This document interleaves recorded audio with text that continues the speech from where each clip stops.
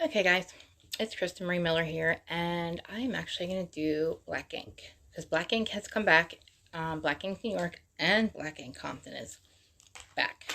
So we'll start with C's first in New York, and he's still with his girlfriend. I said, yeah, and but he has cases pending in New York, and I don't know how that's going to work out, but he can't talk to his daughter, and he has the shop still. Brooklyn is open. So, yeah. So then we get to Tati. Now, Tati, he just made her manager of 125th in Brooklyn. And because Walter, not Walter, the other guy, the one that left last year. I'm so bad with names and I know who it is too, but the one who they weren't sure if he's still or not, but he's been there forever. But he's no longer managing, so Tati is going to become the manager.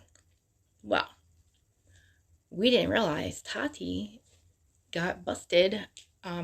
She got arrested maybe a couple of months before this started airing for receiving a couple pounds of something, some kind of drug at a post office P.O. box. It was being sent to her.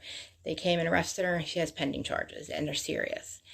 And she's on the brink of it. C's doesn't know yet. It's about to come out, and yeah. So right now she's just talking about it, and yeah. So like, it's really sad because she had bought this house for her whole family, and she's been working really hard to get to this position, and it's probably all going to just be over. And it's really sad because I was really happy for her when had the pandemic was going on, and she was working out of her home. She got out for probation from the other stuff, but yeah, it doesn't look good. And then we have Crystal and Rock. Crystal and Rock were new, but they're good. Like, they're doing really well. But for some reason, they have an issue with Spider. Spider is the heavier guy that they got in a fight with when they were in, I forget where they go to, Vegas or something last season. Crystal's still at Rock, but they look really happy. But Crystal and Rock, they're trying to split them up because apparently they're not, like, showing up to their tattoos and stuff. Like, they're just some cotton candy drama there. But they look really happy. But the worst thing, the thing that's shocking me the most is Donna. She's still with Alex. All right, now Donna, we know, like, if you watch it, we know that Donna has always been, like, kind of just all like wild and always like wanting to fight. But, C's always brings her back, and like they clown her here and there, but she's been there from day one. And this time, I don't know, after the pandemic, I do remember her and Alex getting a domestic at the end of last season. And then that was it. And then we just fast forward to now, they're still together. They are trying to, the guys are like, that was really messed up. Like, Donna, there's something going on. I guess Alex comes to the shop and they want to talk about Donna and this situation. And we still haven't seen Donna yet, right? So I just figured, she'll be back and they'll figure it out. Well, pan over to Donna. Oh my God, guys, I hope that I am wrong, but she looks horrible. I mean, I don't even talk about her weight. Like, her weight is just always up and down, but her face looks very, like, I don't want to say distorted, but like her teeth, she's missing teeth. And I do remember having a problem with drugs like crack or something, a very long time ago, and she kicked it. But Alex is saying how she's been in therapy since last year and she's working on herself. And I feel like, and her attitude too, like she's just not acting herself. Like, she's talking very like defensive and like very cold. Like, I mean, she's like, I guess, defensive because something's going on, and she's just basically said we can't have her, she's a liability. So she feels now abandoned. But I mean, something's been going on with her because her and Alex have been a domestic, but like they're working out, and you can tell that he's really worried. I'm worried. I mean, she had all these businesses going, and now it's like, I just hope that she's getting the help she needs. I don't even know. I could be wrong, but she's just, I guess, battling some demons, and C's can't let the mouse go. Like, he is holding on to every little, like, tweet that Crystal puts out about him and then his daughter. So he's, like, really, like, he wants to, like, get a lawyer, and he wants to have, like, a conference or something, and a press conference. He did send a cease and desist, and it didn't work. Yeah. Oh, what about Ted? Ted's on there too. Ted's doing good. Ted has a girlfriend. Ted has a daughter. I'm kidding. It's a dog.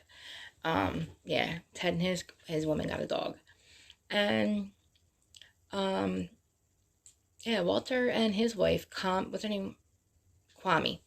They look good. Like, yeah, their children are there. So everybody looks like they're doing good except for, like, I mean, Donna has, yeah, she'll be off the show for a while. I am still wondering where Star is. Did you guys, like, forget about Star? I almost forgot about Star. I almost forgot about Star because I was so focused on Chicago, and Charmaine basically is like the star person, like the star role of that show. She reminded me of Caesar Star.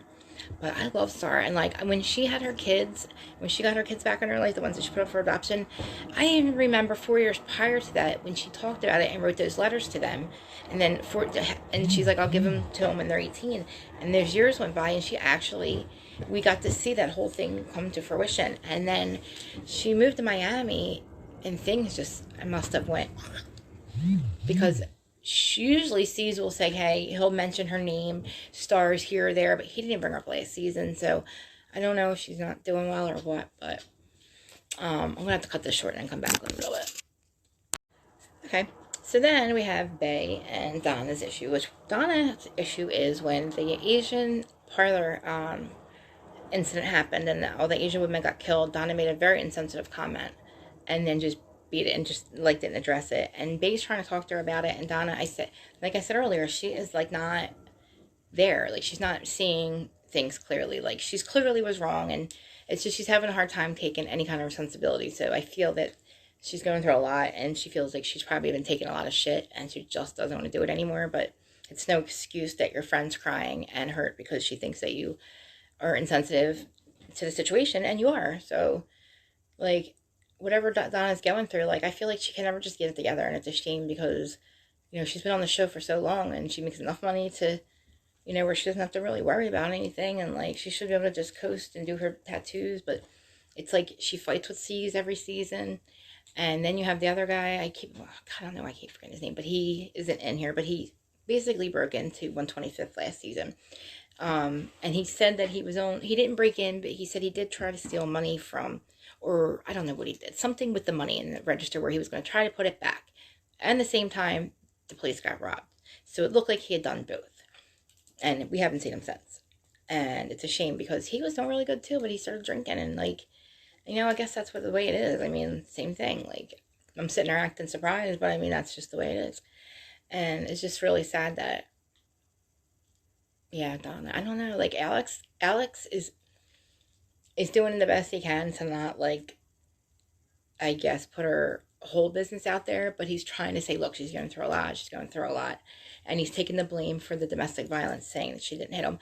And, is that what he said happened? If he changes the story, his friend should just say, okay, fine. Because obviously he's trying to, the cops were called, and after everything calms down, he doesn't want his wife going to jail for domestic violence, especially a popo. You know what I mean? Like, they don't call the popo. And she can get in a lot of trouble. So, of course, he's going to change his story. And if you guys don't agree with it, just shut up and let the story be what it is so Donna doesn't get in any more trouble. Like, they're like, well, that's not true. Like, she's abusing you. And it's like behind closed doors, all camera guys. But anyway, yeah, I'm messing with my hair again. I know, I'm always messing with my hair. I can never just sit still. But I think I addressed that the other day. You guys understand. I never sit still. Doesn't matter what I do. But I think I'm going to add Compton to this. Not sure. I did watch it, but I don't see how long this one is. But guys, I keep forgetting to tell you to like, comment, subscribe, all that stuff. And yeah, I'm trying to get more stuff out. I'm just in the middle of trying to figure out how to edit stuff and not give you guys shitty shit all the time. Because I know I'm giving you shitty shit.